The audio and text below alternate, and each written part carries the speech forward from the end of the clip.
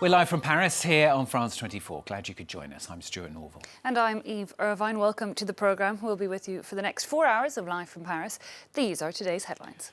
The business tycoon Carlos Ghosn protests his innocence as he appears for the first time in court since his surprise arrest in November. Ghosn saying he is wrongly accused on meritless and unsubstantiated accusations. We'll be live with our correspondent Justin McCurry in Tokyo very shortly. The French government begins work today on new legislation designed to crack down on the violence surrounding the ongoing Yellow Vest protests. The French Prime Minister announcing a series of plans, including trying to ensure that anyone who commits vandalism pays for that damage. And will it be Egypt or will it be South Africa, the hosts of this year's Africa Cup of Nations, to be revealed later after Cameroon was stripped of the rights in November? The African Player of the Year also set to be announced. We'll hear from our sports editor. Also coming up this hour, too much time in front of a screen? Well, what about a digital detox? That's the subject of, at a perhaps surprising location, the world's biggest tech forum. And later on in the programme, we'll talk about a disease responsible for 450,000 deaths worldwide each year. Now, though, new plans to combat malaria by genetically modifying mosquitoes. That's today's perspective at 8:40 Paris time, that's 7:40 GMT. I'll be back later on in the programme, but for now, here's Stuart with the main news of the day. This is Live from Paris.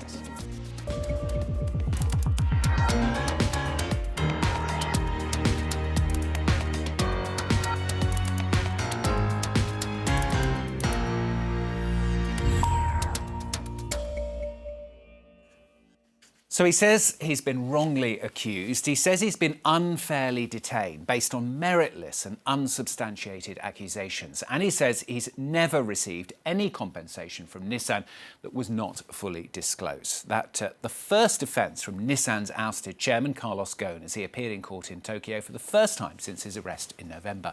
The famous tycoon, credited with rescuing Nissan from near bankruptcy 2 decades ago. The judge, though, saying his detention is justified due to the risk he may flee. Well, we're going to cross live to Tokyo. We're going to speak to our correspondent, Justin McCurry, who joins us from there. Justin, just tell us first of all then what happened in court today. Well, Carlos Ghosn made a brief appearance in a courtroom at the Tokyo District Court this morning. This was after his lawyers had used a clause in the Japanese constitution, actually, that allows suspects in Japan to have a moment in court and to demand from a judge an explanation as to exactly why they've continued to be held in detention. That's what Ghosn's lawyer did this morning. But all eyes, of course, were on Ghosn himself, who had the opportunity to read out what was, it turned out to be quite a lengthy statement in which he addressed the allegations against him, denied all 3 allegations, 2 of financial misconduct over his salary, and another allegation that he used Nissan money to cover personal investment losses. But he also gave what I suppose you could interpret as something of a character reference, referring to himself, saying that he'd acted with utter integrity throughout his, the several decades that he's been involved in the global car industry, and throughout his time with Nissan. He described Nissan as a company that he loved dearly. So there was something of Carlos Ghosn, the man, as well as Carlos Ghosn, the defendant, on display in court this morning. And talking of Carlos Ghosn, the man, I mean, how did he actually appear himself in court? I mean, let's not forget, of course, he was this high-flying executive just a couple of months ago. He was, and you can see the irony in somebody like him being arrested and held in detention just minutes after he landed at an airport in Tokyo on his private jet. I mean, there is a striking difference, really, between that high-flying executive, somebody who was credited with rescuing Nissan, remember, when he was sent over to Japan from Renault 20-odd years ago, and the man who stood in the Tokyo District Court this morning. He had clearly lost weight during the 50 days he spent in custody. His hair appeared to be greying at the roots. He wasn't dressed in a prison uniform, as some had speculated. He was wearing a dark suit, no tie, wearing plastic sandals, had a rope tied around his waist, as all Japanese suspects do when they appear in court. And he was handcuffed as he was led into the courtroom, but those handcuffs were removed by court officials before he made that statement. So where next then, Justin? Where do we go from here? It's difficult to say, really. The next big development in this long saga, and a saga that I think is going to last much longer, will be on Friday, and that's when his current period of detention is due to expire. So on that day, prosecutors are going to have to decide whether they have enough evidence to indict Carlos Ghosn. He faces 3 allegations. He's been indicted on 1, but not the other 2. Now, of course, he's maintained his innocence throughout, and again in court today. So if prosecutors do decide to indict him, his detention will continue automatically. And given that he's proclaiming his innocence, and given the fact that prosecutors believe he's a flight risk and may indeed try to tamper with evidence, it's very unlikely that Carlos Ghosn will get bail. Justin, thanks very much. Justin McCurry, correspondent, joining us there live from Tokyo. Now, the US Secretary of State Mike Pompeo says that Turkey has promised to protect Kurdish fighters in Syria. Speaking on national television before he headed off on a visit to 8 regional capitals to discuss Syria, saying the assurance has come personally from the Turkish President Recep Tayyip Erdogan, who has in the past, of course, repeatedly threatened the Kurdish fighters battling the Islamic State group. The US continuing to rein back what had appeared to be sudden plans to withdraw its troops from Syria, now saying the withdrawal will be done in a prudent way. Today, the US's National Security Advisor John Bolton is set to meet with Turkey's President Recep Tayyip Erdogan in Turkey. Here's Brian Quinn. Careful planning with the right partners. Turkish President Recep Tayyip Erdogan, writing in the New York Times Monday, sought to reassure the international community over America's planned withdrawal from Syria, saying he has a plan to restore peace and stability, and that only his country, with NATO's second largest standing army, has the power and commitment to perform the task. Donald Trump's surprise announcement last month that America's 2,000 troops in Syria would be coming home within weeks prompted the resignation of his Defense Secretary Jim Mattis and heavy criticism from U.S. lawmakers.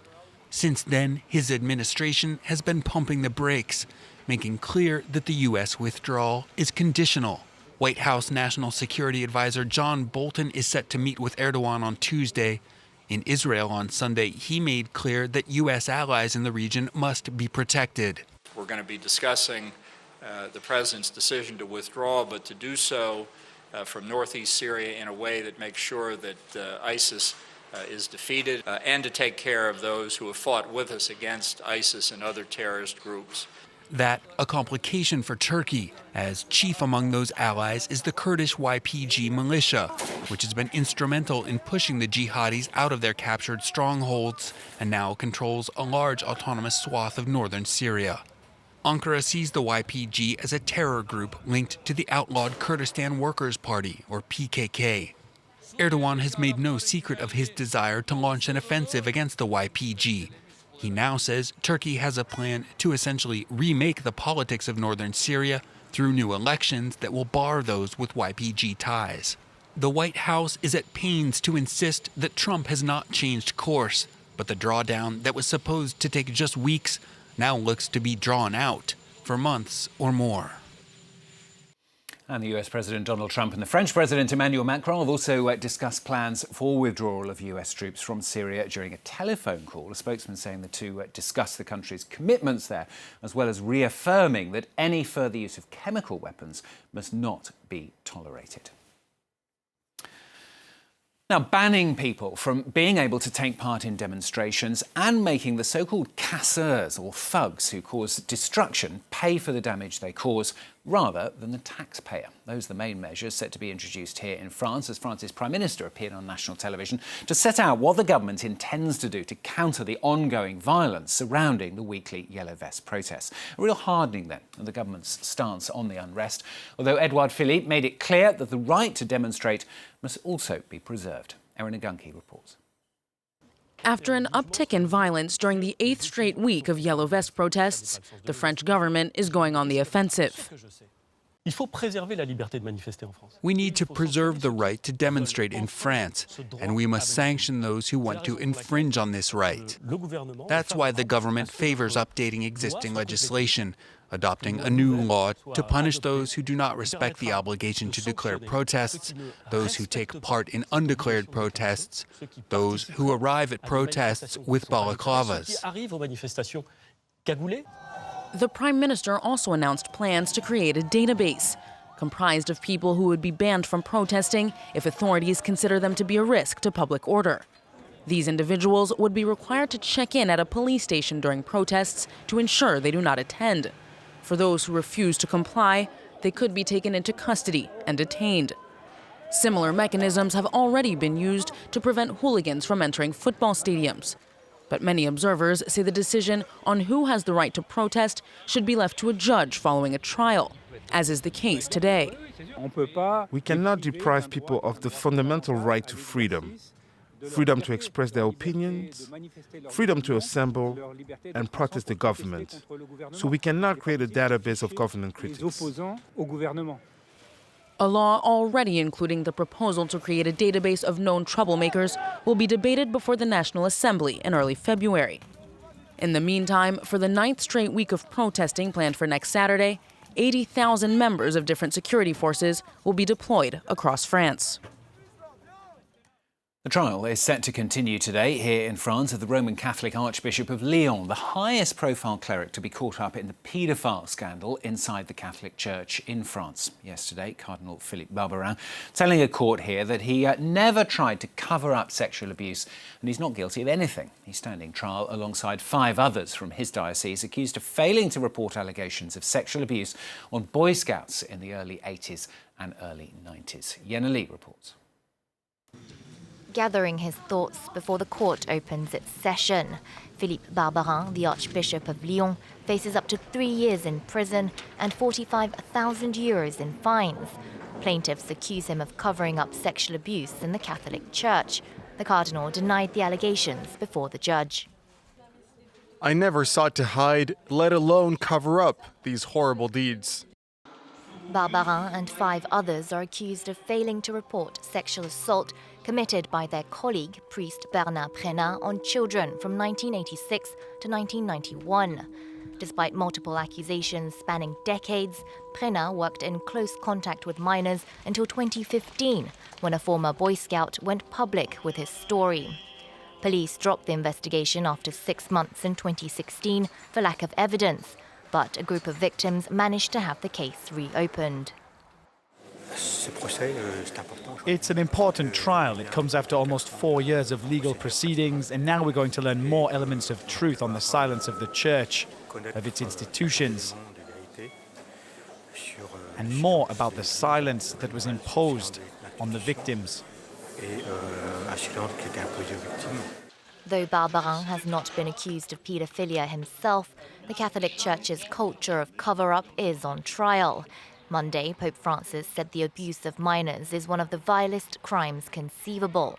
But the Vatican's number 3, Archbishop Luis Ladaria Ferrer, who is one of the accused in this same trial, won't be flying to France this week, the Holy See citing his immunity from prosecution. The UN Secretary-General Antonio Guterres has condemned the attempted coup in Gabon. It comes after Gabon's presidency said soldiers burst into a state radio station at dawn yesterday and called for an uprising against President Ali Bongo, who's recovering in Morocco from a stroke. Now, security forces, though, then stormed the building, arrested the coup leader and killed 2 of his soldiers. France also condemning the attempted takeover of its former colony. Solange Moujang reports. A failed coup attempt and scattered protests. After a thwarted putsch and minor clashes in support of overthrowing the government, the Gabonese communications minister got on the airways to reassure the nation that they are still in control. As soon as the government was informed of this situation, measures were put into place quickly and efficiently to neutralize and arrest members of the political group. Also, the government wants to reassure the Gabonese people that calm and serenity reign. Armored vehicles could be seen across Libreville following the coup attempt.